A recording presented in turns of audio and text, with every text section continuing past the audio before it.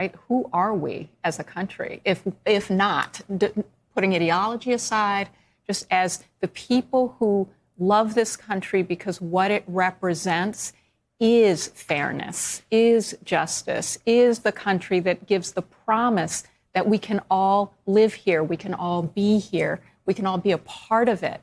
And I think that to send the message out that at the end of the day, what we're really coming down to as a country is, are we a we, the people, or are we an us and them? You know, Maya, to that point, best ad will be the contrast to Morning in America, Evening in America, where we really show, and that's what Biden was starting to touch on, what 4 more years could look like in this country. And you don't go into hyperbole.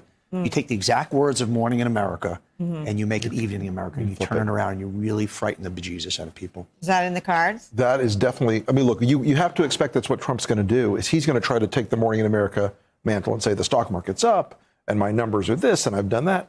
But the exact story we were talking about earlier is how you relate the damage he's done to this country to ordinary people.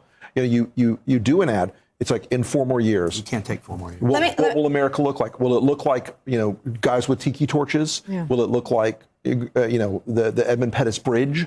Is it going to look like something that is affirmative or something that is darker? And it's easy to tell a story of Trump making America a darker and more hateful place. You're going to make his mental fitness a part of it. I know that George Conway is very outspoken. I think Donald Trump makes his mental fitness a part of the issue every single day. I mean, you read that letter that he sent today to the House, and it's just 6 pages of pure crazy, weapons-grade nuts. And I think that inevitably, you know, any campaign that has a candidate so deeply involved with his own branding at every moment as Donald Trump, he's always vulnerable to that kind of attack. Hey there, I'm Chris Hayes from MSNBC. Thanks for watching MSNBC on YouTube. If you want to keep up to date with the videos we're putting out, you can click subscribe just below me, or click over on this list to see lots of other great videos.